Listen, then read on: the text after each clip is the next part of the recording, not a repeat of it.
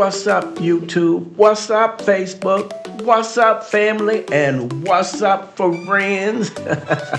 It's your boy Lowell, and I'm back again. I got to hit y'all with another video. Y'all know what time it is. Y'all know what time it is. Hey, I'd like to welcome you all back to another episode of Papa Lowe's Place.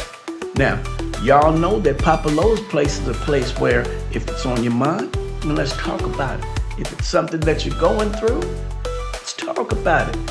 Family, if it's in the news, then I say, let's talk about it. All right?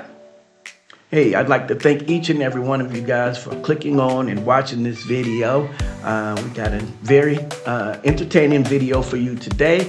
Something that may pull on your heartstrings a little bit, but that's okay. That's okay. But before we go ahead and get into the video, I want to introduce my co-host for today, Brother Jason. Brother Jason, shout out to the people. Hello, hello, hello. What's up? What's up? What's up? It's Mr. Holding in the Roll himself, coming back at you with another win with co-host Papa Low over there. Let's get into it. Let's get into it. All right. Without further ado, family, let's go ahead and roll that beautiful, beautiful bean footage. All right. So do you work somewhere else as well? I mean, No, this is my only job because I am a full-time student. but do you have any scholarships, any grants? You know, I do have to accept loans in order to be able to come here, so I have to pay that back. Yeah. My first year living here on campus was a great experience, but you know, life is full of surprises and you know, never know what's gonna happen. And my father was in a car accident, and from the car accident of being in second and third degree burns, one surgery, they had to redo it, and he never came back. Recovered from it. They consider that a coma, what he's in, which isn't. It's basically brain dead. It's been over a year now. He's now in a nursing home. So my mom lost her home. She had to move into an apartment, and I felt how unfair to see my mother having to go through it alone. I've learned to cherish the time I have with my parent now. That's my mom, because you never know what's gonna happen. When my dad was killed in a catastrophic auto accident, one day here, one day not. You know, Brother Jason, this is what I call commiserating, because and it's not a bad thing. It really is. I mean, one more time. What's the word? Commiserate, meaning two people in misery together, or a bunch of people in misery together. Misery. Yes. Yes. Commiserate. I'm about to put that in my vocabulary repertoire right now. Okay. Sorry. So I mean, you know, and sometimes you need that. You know what I'm saying? Sometimes you just need a person that can truly understand, you know, what it is that you're going through. You want to hear, you want somebody with compassion, as we talked about in the last video. Someone, and maybe even someone with the experience to help you through whatever it is that you're going through. In this particular case, she lost it. I think she said her dad is in a nursing facility. Basically, he's brain dead. Correct. And this gentleman here lost his father. So, you know. And I'm pretty sure, as a matter of fact, they have. Well, let's put it the way they did. They technically lost their fathers in almost very similar same ways. Her dad was in a car accident, and so was his. Right. And again, you know, you can call it commiserating, or you can call it, you know, maybe intervention. It's God putting them together so that they can, you know, help each other out. And I'd like to say something before we get there. That should be my daughter-in-law right there. That should be my daughter-in-law. I don't know if she's married, I got a boyfriend, but that should be my daughter-in-law, Jay. Okay, why would you say that? Just like her aura, man. She just seems like she's not letting anything tear her down. She's not letting anything back her up. You know what I'm saying? Yeah. Some things in life devastate you to the point of where you feel like you can't get back up. She's not letting that happen. You know what I'm saying? Okay. I like that. So with that being said, you know how when I say this? Come on now. But Tev, if you're listening, there you go, bro. That's what pops. There she is. There she is. Let me write Undercover Boss and see if I can get some digits. All right. Let's Let's begin. See, we taking away from the people. I'm sorry. I'm taking you back to a tough time, and you're taking me back to a tough time. See, that's that commiseration right I'm sorry. This woman has gone through a lot in her life with her dad, and when she's here, she's 100% committed as a tour guide and in her studies, and even though she may be pained at the moment, she knows the sacrifice of today will lead to better things tomorrow. It gives me confidence that public schooling and this university are actually helping create people who can adapt to how life sometimes can be so brutally unfair. It's amazing how much you can connect with someone. So thank you for sharing that with me. And Thank you.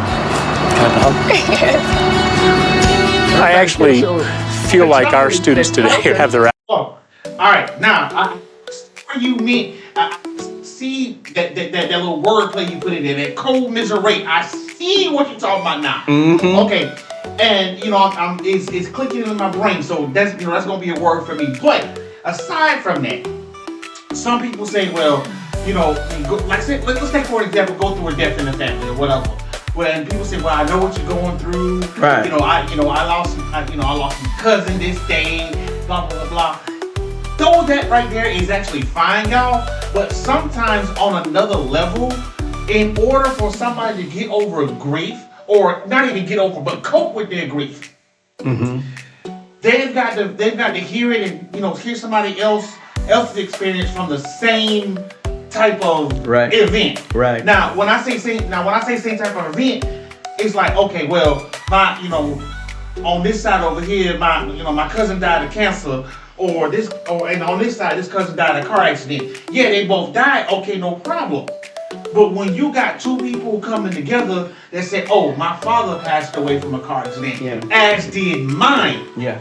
Then that's more. I can see that that commiseration is actually going to be more of a coping mechanism for the both of them, because they can relate to each other on that level. Right. If that makes any sense. No. I mean, I'm not saying I'm not saying one death is worse than the other or one death is less than the other. No, that's not what I'm saying. What I'm saying is when you actually have grief, when it comes to the loss of a loved one, if you can talk to and relate to somebody on that same level, when it comes to losing that loved one in pretty much the same exact way, then that right there is a better connection for coping with what you got going on. Yeah, and Jason, just to give you an example of how true what you're saying is, I've had people who have lost children, right?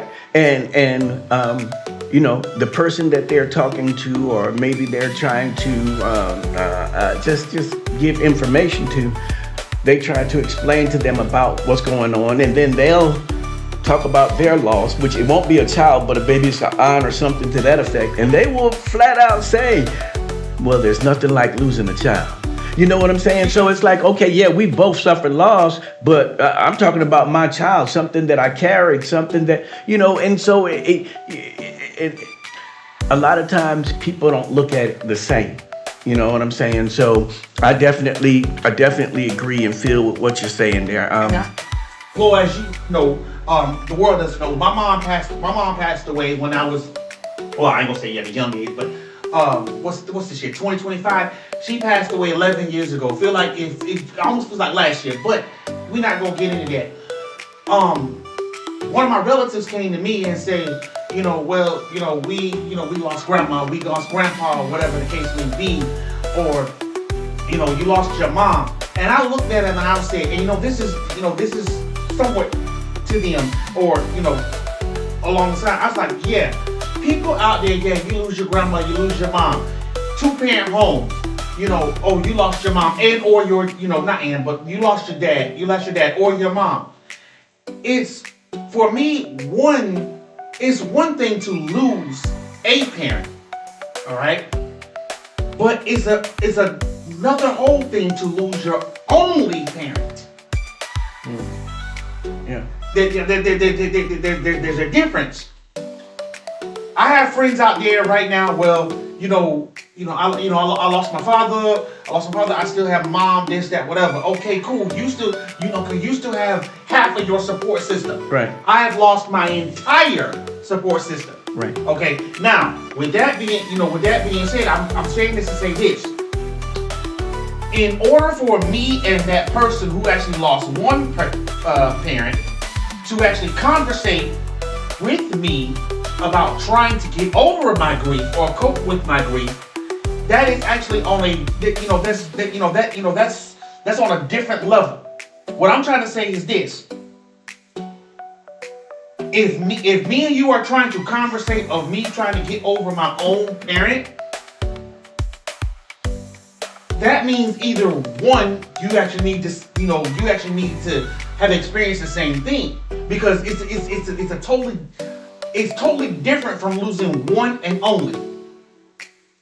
And with going back to them, since they've actually lost their parent, their fathers, in the exact same way, as you said before, that co-miserate, there is going to be a coping mechanism for the both of them, because they can relate to each other on that level. When something not like that is not on that level, the conversation may be there, and you may be able to get started, but they're not going to. That person's not going to have any benefit to you. If that makes any sense. No, I definitely get that. But I think one of the things that I want, and then we're going to go ahead and continue with this video. One of the things that I want us to always consider is that people are just trying to help. When they come to you and they say whatever have you, and they're trying to give you, maybe some techniques or some examples of things that they went through and how they got through, and maybe it doesn't match up with what you went through. Maybe it is not as devastating as what you went through. But did you ever consider the fact that maybe, just maybe, they're just trying to help? Sometimes people just don't know what to say, and for us to just brush them off because our devastation is more devastating than theirs. I understand that. Even though the situations do not line up, that person who's coming to you and everything is trying to help you. No, I welcome that with open arms. I mean, all the comforting and coping that you want to give me, I bring it. I embrace that. Gotcha. I just want people to let you know. I just want to let people know that I hate to say it this way, but when it comes to something like this via this video and what I've experienced, there are levels to that. That's all I'm saying. That's all I'm saying. Got you. Well, let's continue. I got you. Act together better than I had my act together then. If it really came down to it, I would have gone home and helped the family. Would I have done it as graciously as she did? I doubt it. Walking backwards is hard. Christina, I could not have been more pleased to see how you portrayed the quality of this university, and to be such a wonderful ambassador to this university and so focused on your studies, and at the same time be struggling with that horrible, devastating accident and its consequences. It's hard, but a smile on my face in front of all of my guests and anyone, that's what I continue to do. So. You told me that you had just about $10,000 in loans at this point. Yeah, at this point, I still have a couple more years to go. And you carried so much, at home and with your studies and with your job. I'd like to offer you $10,000 to pay off the loan debt that you have today and start fresh. Oh, I made a mistake. It was $20,000. Thank you so much. $20,000. So another thing I'd like to do is give you a $10,000 scholarship so you don't have to take any more debt.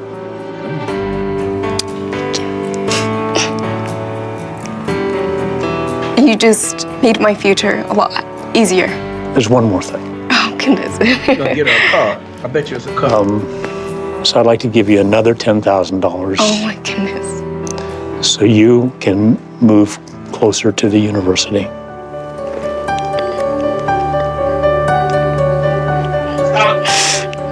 I'm gladly. Just like the last video, compassion, generosity at its finest. I agree. This young lady just went from being 10 grand in the hole in the span of 10 to 15 seconds now. She went from being 10 grand in the hole, and if I'm doing my math correctly, to 40 grand in the black. She went from 10 in the red to 40K in the black. Well, I think so she was 10 in the hole. He gave her 30. So she 20 to the good. Cause she gotta spend 10 on her bill. Okay, yeah. I'm sorry. Or she gotta give me 10. Showing the video, you know what? Oh man, You can call money, man. you true enough. But okay, yeah, my math is off. And young lady in the video, if you are seeing this video, Papa Lord over here, he waiting on his 10 grand. I'm waiting on my Nah. I'm gonna tell you, man, this to me, just like you said, Brother Jason, this is amazing to and I know we see Undercover Boss, we've seen it all the time and things of that nature, but every time I see it, it really just, puts a smile on my face because I've already said this. I believe and I know for a fact that there are people out there who just are generous and who are giving and who that are wanting to make your day. Now, we have to be open and receptive to them or whatever have you. We have to take down some of the guards and some of the barriers and some of the limitations that we might have. But there are people out there, man, that want nothing but the best for you. Nothing but the best. Again, we got too many what ifs. We got too many of those, too many barriers. But as I said in the prior video, when somebody helps somebody out, you still gonna have that little small of beholdenment to that actual person, even though that person is actually not looking for any repayment in the time. But whenever that person helps you out and puts you back on your feet and everything, even though the person who helped you with that may not be looking for something in return, if they're not looking for something in return, they may or may not tell you. But as you go forward, pay it forward. If you can help somebody else, be that compassionate and generous person to the next person. Or it may not even be the next person. It may be to the person who actually helped you out. If they helped you out and you get on your feet and that person who helped you out is then in a situation to where they actually need help, again, even though it seems like you're going backwards on this, you're still paying it forward. Yeah. So, again, it's, people who get, okay, let me back up. World, if you are the type of person who somebody helps you out, somebody's being compassionate and generous to you, and you actually, accept their compassion, accept their generosity, and their gift, or what have you, and you have that little bit of beholdenment to them, like you owe them something. Yes, you're only human, and you're actually going to feel that way. But whenever you get to a point to where you can actually pay it forward, or that person needs help, do that. That way, I'm not saying that'll clear your conscience and everything, but then again, you'll be back on an even playing field. There you go. Well, let us finish out this last part of this video. See what they got going on here. Roll the clip. Oh my goodness. I feel this weight off my shoulder. 30,000. I think that my dad is thankful for what you're doing. Not just myself. Once I go to that nursing home, visit my dad and let him know. Right. He'll feel happy. You kind of just changed my life a little now. It's a lot, actually. My dad came to this country to work for his family, and so that's why I've always been a hard worker. And I know he, of course, would love to give me a hug and say how proud he is.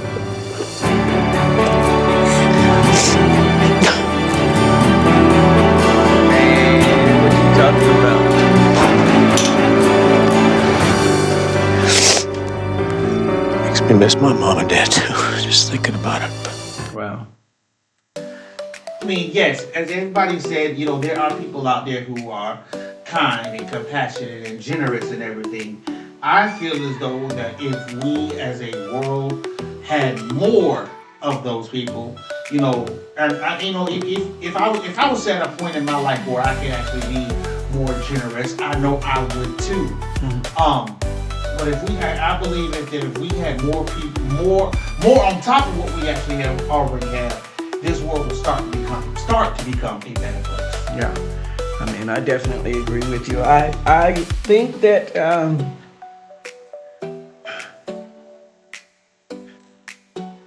I think that sometimes people want to do more, but for whatever reason, be it again peer pressure or the ramifications from doing something good. Like for instance, you have all sorts of names that people may call you because you're trying to do something good. If you do something good for a female, they'll call you what's the word when he's just I think they call it a simp. Yeah, he just simping or whatever, and all you're trying to do is you're trying to do something nice or you're trying to do something good.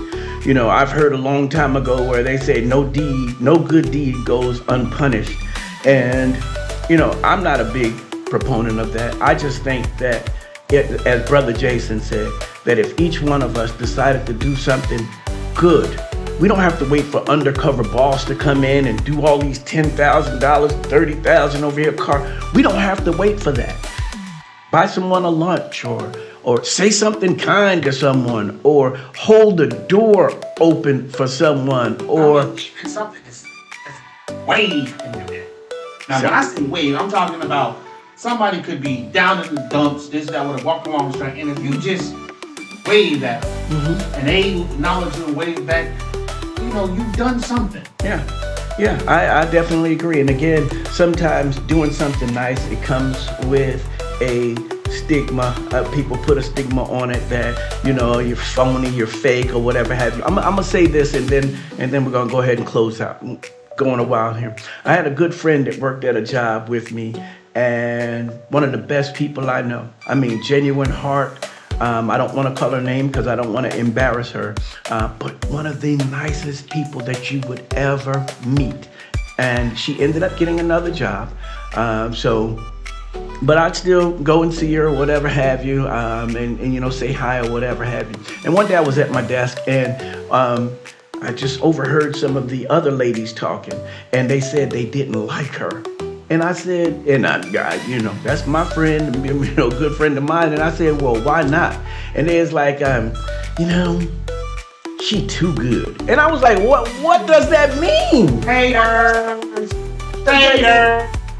They said, and as God is my witness, they said she is too good. She's a goody two-shoe or whatever have you. All she do is if anybody needs help, she got you. If anybody needs a shoulder to cry on, she got you. You need a ride, she got you. But again, she's just too good, man. And this was one of her exact words too. Can't nobody be that good. That's what they said. Can't nobody be that good. So again, sometimes doing the right thing is going to give you a name. You just have to be willing to wear it like a badge of honor. I know I do. I'm not gonna lie. I'm not gonna stop doing what I do for other people just because you got a problem with it. I think that's a you problem, and you need to deal with that. All right. So I'm gonna go ahead. We're gonna get Jason's last words on it, real quick words, and then we're gonna go ahead and close out. Brother Jason, what you got? Piggyback what you said just now, whatever.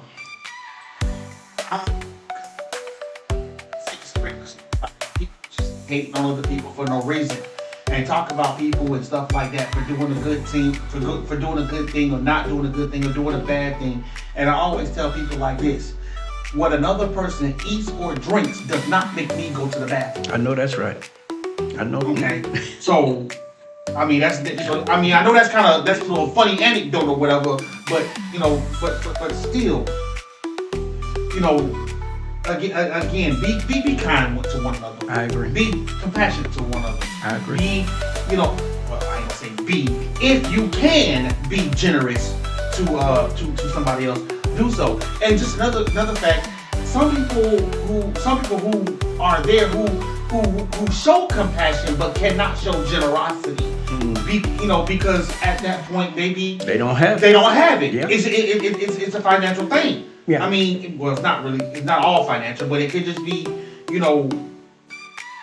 again, they just don't have it. They want to, but can't. Yeah, and again, I don't think that there's anything wrong with that at all.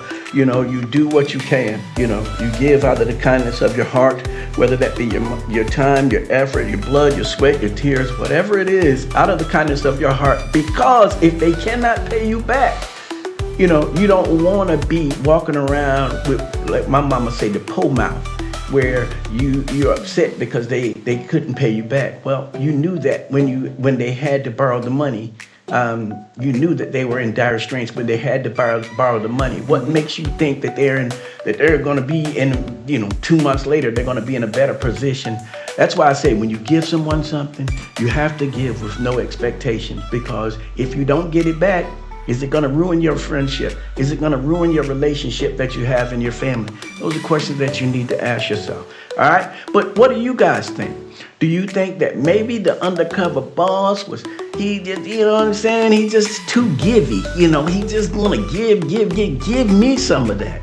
Or, and with the young lady there, do you think that maybe she was dry begging where, she's, just releasing all of the things that's going on in her life to get a reaction out of a total stranger? I guess this undercover boss is supposed to be a stranger. I know for me, I don't talk to too many strangers like that. Be like, my mama this and my mama that. But we'd love to know what you guys think. What you had, Jason? I mean, that is the premise of the show now. I agree. They don't know who the boss is. They don't know who the CEO is. They send them undercover to see if the business is doing right, and to get everything, and blah blah blah, and they start talking and they start telling the stories, not because of the business or whatever. To get the CEO is getting more of a feel for that actual person. And that is the premise of the show. I mean, it may be the premise of the show, and that's why I feel a lot of these. I'm not saying that the show in itself, the premise of the show is not real. I think that there are a lot of parts that are dramatized in. I mean, because again, how many of us, honestly, would for a stranger, a total stranger, to just be that open? Am I saying that never happens? No, I'm not saying that. But I'm saying if you watch every show of the Undercover Boss, it's the same premise, where there's a stranger and someone just open and they're bleeding heart. I know for me, I can only speak for myself. Facebook, YouTube, family and friend, that would be very hard for me. Now, if it's somebody that I know, floodgates might just open. All right, but we want to know what you guys think, because that's what's most important. What do you think? Do you think that maybe she should have kept it to herself a little bit? But if she would have kept it to herself, she wouldn't be $30,000 richer. So again, we would love to know what you guys think. All right. That's right. Jason said, "Closed mouth don't get fed." All right. So you guys, we appreciate it if you would like, share, and comment on this video. And if you find it in your heart to do so, we would love for you guys to subscribe and become a member of the Papa Lowe's Place family, so that we can grow this channel into something big and beautiful that benefits our entire community. All right, Brother Jason, you want to say so long to the people? As I normally do. I've actually added something to my closing. I always tell you how to do better, but this time I'm also telling you to not only do better, but to be better as well. This is Mr. Hold It in the Road, coming back into you from Papa Lowe's Place. Y'all stay true, stay better, do better, be better, and always hold it in the road. Hold it in the road. All right. So again, as I always say, you guys take care of yourselves and take care of each other. All right. I love you guys. Talk to you later. Bye.